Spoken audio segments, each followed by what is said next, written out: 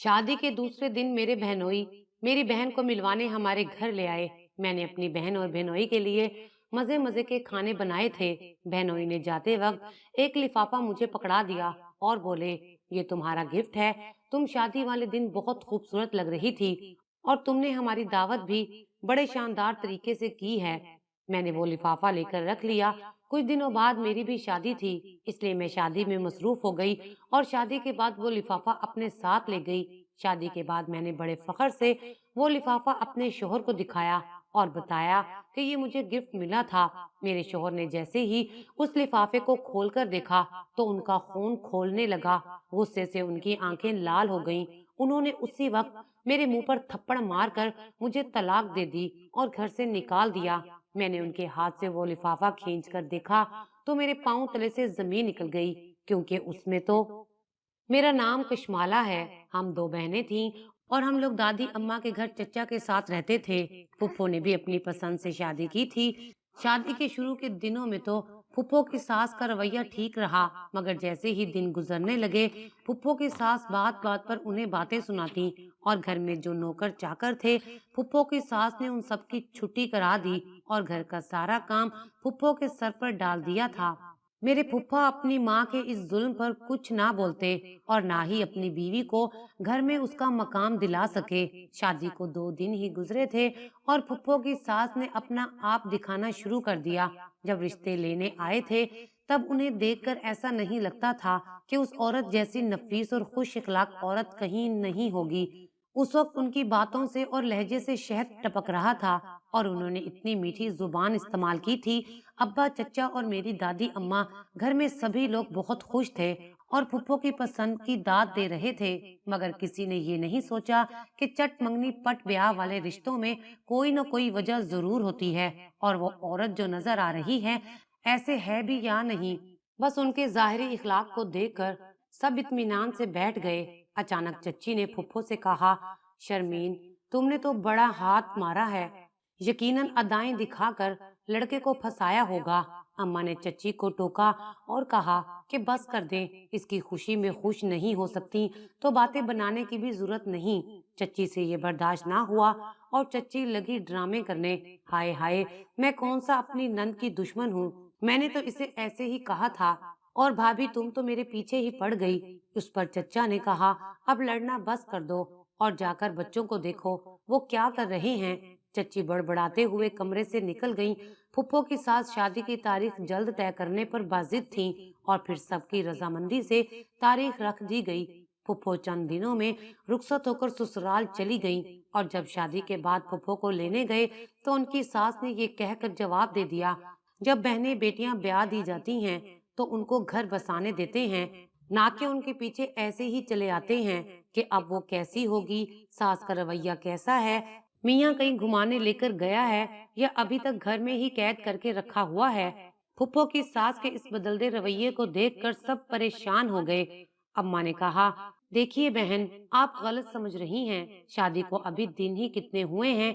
इन दिनों में तो लड़की को अपने घर वालों की बहुत याद आती है और आप भी तो एक औरत हैं।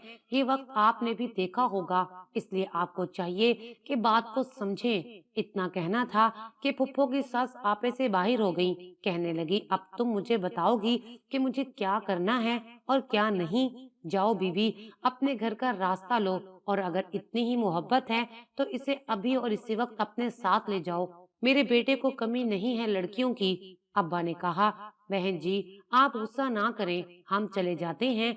बस एक दफा हमें हमारी बहन से मिल तो लेने दीजिए। फिर फूफा भी आ गए और फुफ्फो की सास ने गरजदार आवाज में कहा, तुम इस वक्त घर क्या लेने आ गए हो। फुफ्फा सर झुकाए खड़े थे। उस वक्त अब्बा और दादी को समझ आ गई थी कि इस घर में इस औरत की चलती है, जबकि घर तब बसते हैं जब घर का सरबराह एक आदमी हो और जहाँ औरत सरबराह हो उस घर की बुनियादें बहुत कमजोर होती हैं, खासकर जब ऐसी औरतें हों जो दूसरों की बहन बेटियों को गुलाम समझकर ब्याह कर लाती हैं। दादी से ये सब बर्दाश्त नहीं हो रहा था। उन्होंने कहा कि हमने बेटी ब्याही है, खुदा न खास्ता आपको बेटी बेची तो नहीं है कि आप जो हमसे मिलने का हक भी छीन रही हैं। अब्बा ने दादी को समझाया कि अभी जोश से नहीं, होश से काम लेने का वक्त है। चले घर चलते हैं। और हम सब घर आ गए और किसी को भी फुफ्फो से मिलने नहीं दिया गया। दादी का रो रो कर बुरा हाल था। दादी खुद को कोसने लगी कि मेरा कसूर है, मुझे चाहिए था कि उन्हें उसी वक्त रिश्ते के लिए हाँ ना करती, कुछ वक्त लेती और उनके बारे में छानबीन करती। मगर मेरी कम अक्ली ने मेरी फूल सी बेटी को कैसे लोगों के हाथों में दे दिया। अब्बा ने बहुत समझाया कि आप परेशान ना हो, सब ठीक हो जाएगा, देखिएगा जैसे जैसे वक्त गुजरेगा मेरी बहन उनके दिलों में जगह बना लेगी। मेरी बहन बहुत समझदार है, दादी ने रोते हुए कहा। अल्लाह करे ऐसा ही हो। उस दिन के बाद अब्बा और चचा ने बहुत कोशिश की फुफ्फो से राब्ता हो और किसी तरह उनकी खैर खैरियत मिल सके, मगर कोई राह नहीं मिली। वक्त यूं ही गुजरता गया। फुफ्फो ने एक बार अपने ससुराल वालों से छुपकर अम्मा को कॉल की और खुशखबरी दी कि वो उम्मीद से हैं। अम्मा बहुत खुश हुई। अम्मा ने कहा कि हम सब तुम्हारे लिए बहुत फिक्रमंद हैं, अभी भी कुछ नहीं बिगड़ा, अगर तुम कहो तो हम तुम्हें लेने आ जाते हैं। फुप्पो ने कहा कि आप परेशान ना हो, मैं ठीक हूँ और अम्मा को भी तसल्ली दीजिएगा, मैं आप सबसे मिलने जल्द आऊंगी। और फिर कॉल काट दी। दादी ने कहा मुझसे बात करवाओ, मैं अपनी बेटी की आवाज सुनना चाहती हूँ, वो ठीक भी है या नहीं। अम्मा ने कहा वो बिल्कुल ठीक है और जल्द आने का कहा है और आपके लिए खुशी की खबर है, आप नानी बनने वाली हैं। और फिर दादी बेटी के लिए दुआएं करने लगी।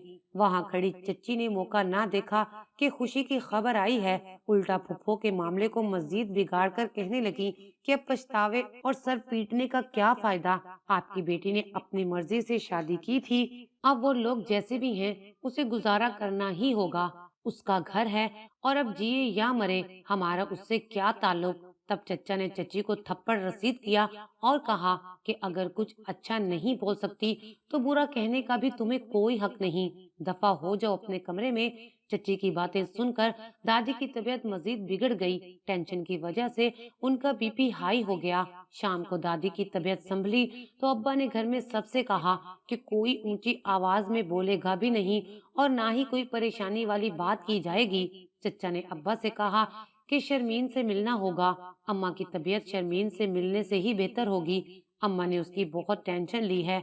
अब्बा ने कहा कि क्या करें, अब जिस नंबर से उसने कॉल की थी वो नंबर बंद जा रहा है। फिर चचा ने कहा कुछ दिन देख लेते हैं, अगर वो लोग शर्मीन को मिलाने के लिए ले आए तो फिर ठीक, वरना हमें कोई फैसला करना होगा, हमारी एक ही तो बहन है, उसे इस तरह नहीं छोड़ सकते। फिर कुछ दिन बाद अचानक फुफ्फो मिलने आ गई और हम सब बहुत खुश थे। दादी भी फुफ्फो को देखकर ठीक हो गई थी और फुफ्फो के सदके वारी जा रही थी। जब चच्ची ने हस्बे आदत कहा लोग शुरू हो गया इनका नाटक। इससे पहले चच्चा कुछ कहते चच्ची खुद ही अंदर चली गई। वो बहुत ही कमजोर लग रही थी और चेहरे पर पहले जैसी रौनक भी नहीं थी। ऐसे लग रहा था जैसे अपने फैसले पर पछता रही हो। जब खाना खाकर फारिग हुए और अम्मा सबके लिए चाय बना रही थी तब फुफ्फो किचन की तरफ आ गई। अम्मा ने फुफ्फो से कहा सब ठीक है ना। फुफ्फो ने चेहरे पर हल्की सी मुस्कान के साथ कहा जी सब ठीक है। अम्मा ने कहा अगर कुछ मसला है तो तुम मुझे बताओ, हम सब मिलकर कोई न कोई हल ढूंढ लेंगे। तभी चच्ची ने कहा दुख सुख बाद में कर लीजिएगा, सब चाय का इंतजार कर रहे हैं। शाम को फुफ्फा हमारे घर आए तो दादी ने फुफ्फा से कहा तुम कुछ दिनों के लिए मेरी बेटी को हमारे पास छोड़ जाओ। तब फुफ्फा ने बहुत सख्त लहजे में कहा इतना काफी नहीं है कि मैं इसे आपसे मिलवाने के लिए ले आया हूँ, अब इससे ज्यादा की उम्मीद मत रखिएगा।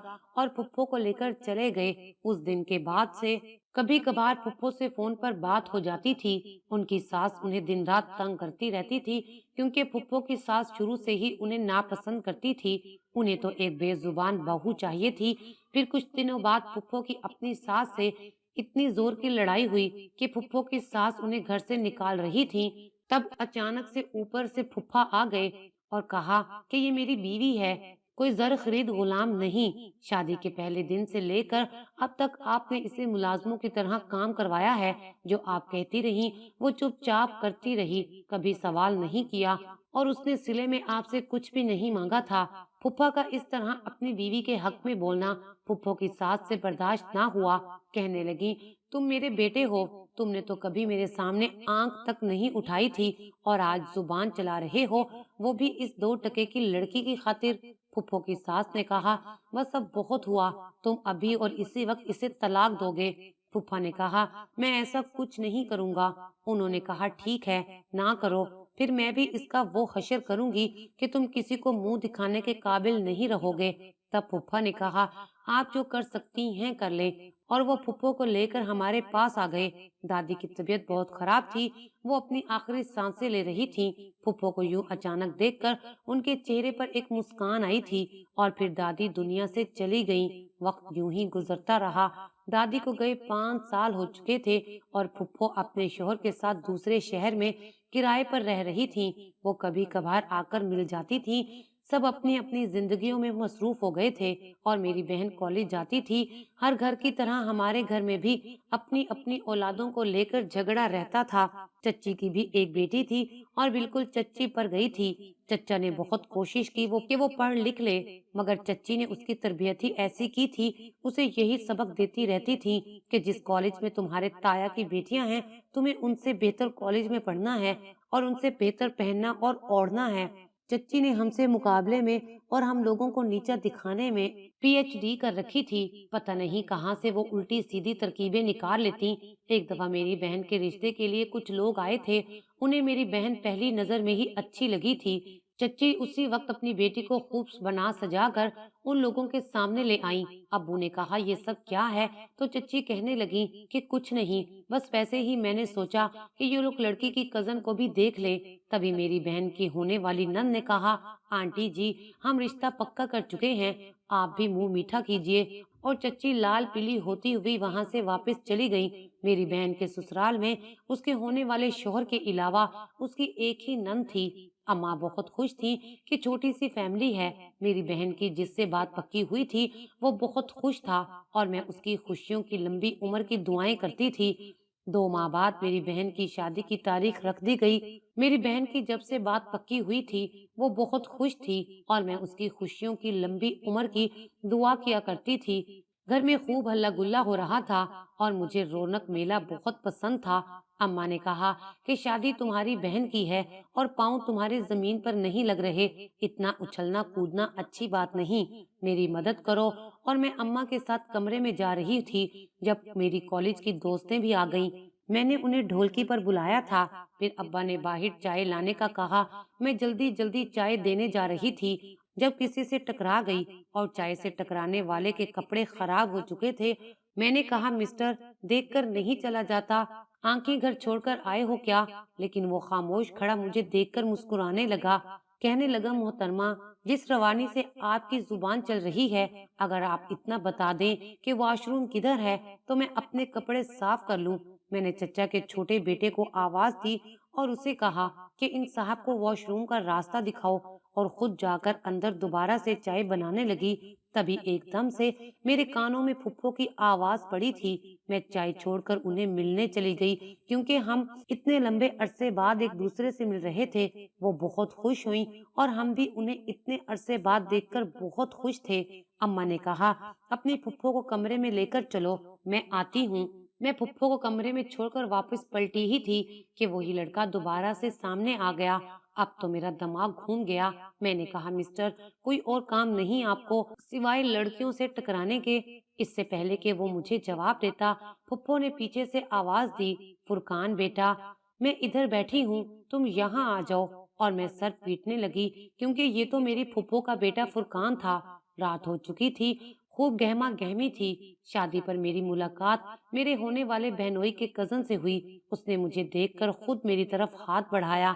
मुझे उसकी पर्सनैलिटी बहुत अच्छी लगी और उससे बढ़कर उसका रख रखाव। उसने कहा कि उससे मुझसे पहली नजर में ही मोहब्बत हो गई है और मैं भी उसके बारे में सोचने लगी थी। शायद वो भी मुझे पहली नजर में पसंद आ गया था।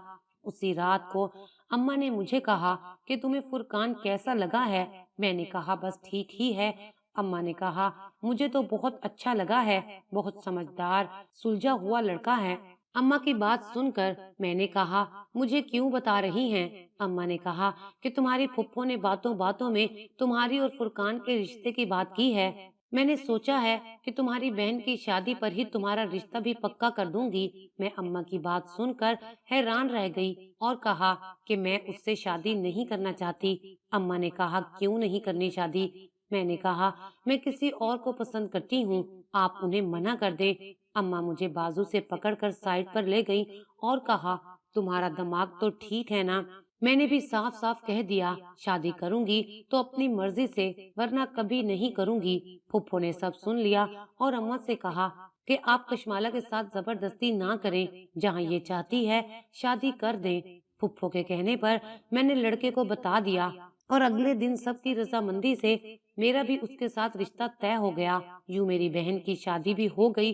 اگلے روز میرے بہنوئی ہمارے گھر آئے تو جاتے وقت مجھے ایک لفافہ گفٹ کے طور پر دے گئے، جسے میں نے سنبھال کر رکھ لیا کیونکہ چند روز بعد میری شادی بھی طے ہو چکی تھی۔ سب پھر سے تیاریوں میں لگ گئے تھے۔ کچھ دنوں بعد میری بھی شادی ہو گئی اور وہ لفافہ میں اپنے ساتھ لے گئی۔ ایک روز میں نے اپنے شوہر کو بتایا کہ یہ لفافہ مجھے گفٹ ملا تھا۔ میرے شوہر نے مجھ سے وہ لفافہ لے کر کھول کر دیکھا تو ان کا خون کھولنے لگا۔ اچانک سے وہ غصے میں آ گئے اور میرے منہ پر تھپڑ مار کر مجھے طلاق دے دی۔ جب میری نظر اس لفافے پر پڑی تو میرے پیروں تلے سے زمین نکل گئی، کیونکہ اس میں تو میری تصویریں تھیں اور وہ بھی کسی اور لڑکے کے ساتھ جسے میں نے کبھی دیکھا بھی نہیں تھا۔ میں زمین پر گر پڑی تھی اور اپنے شوہر سے کہا کہ میں تو اسے جانتی تک نہیں اور آپ نے چند تصاویر کو دیکھ کر مجھے طلاق دے دی۔ آپ تو مجھ سے بہت محبت کرتے تھے نا، پھر یہ کیسی محبت ہے جس میں اعتبار نہیں ہے؟ تو وہ کہنے لگا میں نے یہ تصاویر آج پہلی دفعہ نہیں دیکھی ہیں، اس سے پہلے بھی تمہاری ایسی گھٹیا تصویریں دیکھ چکا ہوں۔ یہ جو تم نے مجھے کہانی سنائی ہے کہ تمہارے بہنوئی نے تمہیں گفٹ دیا ہے، میں نے کہا یہ جھوٹ نہیں ہے، میں سچ کہہ رہی ہوں۔ تب انہوں نے کہا کہ اب تمہارے اس ڈھونگ کا مجھ پر کوئی اثر نہیں ہوگا، اب تم آزاد ہو، جس کے ساتھ منہ کالا کرنا ہے جا کر کر لو۔ میں نے اسے تھپڑ مارا اور کہا میں تمہاری خاطر اپنے سکی رشتوں سے الجھ پڑی تھی، اپنے پھپھو کا بیٹا ٹھکرا دیا تھا اور تم نے یہ قدر کی میری، اور اگر تم نے پہلے ہی ایسی تصویریں دیکھی تھی تو تب انکار کر دیتے، کیوں شادی کی مجھ سے؟ میرا شوہر تنویر غصے میں کہنے لگا کیونکہ مجھے شادی والے دن کسی نے یہ تصویریں دکھائی تھیں اور اس وقت میری عزت کا سوال تھا، میں نہیں چاہتا تھا کہ سب کے سامنے میرے گھر والوں کا اور میرا تماشا بنے۔ پھر اس نے مجھے دھکے دے کر گھر سے نکال دیا تھا اور میں بھاری قدموں سے چلتی ہوئی جب گھر کے دروازے پر پہنچی تو چچا نے دروازہ کھولا اور میں وہیں بے ہوش ہو کر گر پڑی۔ جب ہوش آیا تو اماں اور میری بہن میرے سرہانے کھڑے تھے۔ میں نے بہن سے کہا تمہارے شوہر نے کس بات کا مجھ سے بدلہ لیا ہے؟ کیا بگاڑا تھا میں نے؟ کیوں میری زندگی برباد کر دی؟ اماں سے کہا کہ اسے کہو چلی جائے یہاں سے۔ سب حقیقت جاننے کے بعد اماں اور ابا نے میرے بہنوئی کو بلایا، اس سے کہا کہ اس نے کشمالہ کو لفافے میں کیا دیا۔ اس نے بتایا میں نے اس میں کچھ پیسے رکھے تھے کہ یہ اپنی سالی کو گفٹ کروں گا، مگر اس دن غلطی سے یہ لفافہ مجھ سے چینج ہو گیا اور یہ سب کیسے ہوا میں کچھ نہیں جانتا۔ کسی نے ہمارے ساتھ بہت بڑی سازش کی ہے، اصل لفافہ آج تک میری جیب میں ہے۔ پھر سب حقیقت جاننے کے بعد وہ بھی رونے لگے تھے۔ اماں سے کہا مجھے معاف کر دیں، وہ ہم سب کے لیے بہت مشکل وقت تھا، ہم بہت کوشش کے بعد بھی اپنا دشمن نہیں ڈھونڈ پائے تھے۔ اسی طرح 2 سال گزر گئے تھے جب ایک دن میری بہن اپنے شوہر کے ساتھ آئی۔ اس نے جو بتایا مجھے اپنے کانوں پر یقین نہیں آ رہا تھا۔ اس نے کہا کہ تمہارے ساتھ جو ہوا وہ سب اس کی نند کی سازش تھی، اس نے تمہیں طلاق دلوانے کے لیے اتنا گھٹیا کھیل کھیلا تھا۔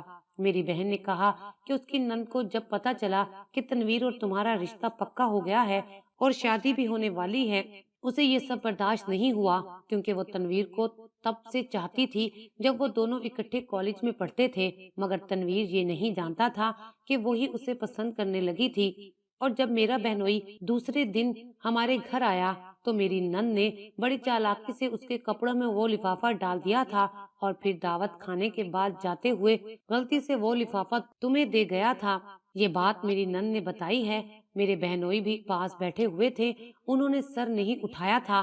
وہ کہنے لگے کہ مجھ میں آپ سب سے نظریں ملانے کی طاقت نہیں ہے، میں آپ سب سے معافی مانگتا ہوں۔ मेरी बहन ने जो किया उसे उसकी सजा मिल चुकी है, क्योंकि कशमाला की तलाक के बाद मेरी बहन ने तनवीर के साथ शादी तो कर ली है, मगर एक रोज उसे सारी हकीकत खुद ही बता दी, जिस पर तनवीर ने उसे भी तलाक देकर वापस हमारे घर भेज दिया है। मेरी बहन पागल हो चुकी है और वो अस्पताल में है। उसे दौरे पड़ते हैं और वो रोती चिल्लाती है। आप हमें माफ करें।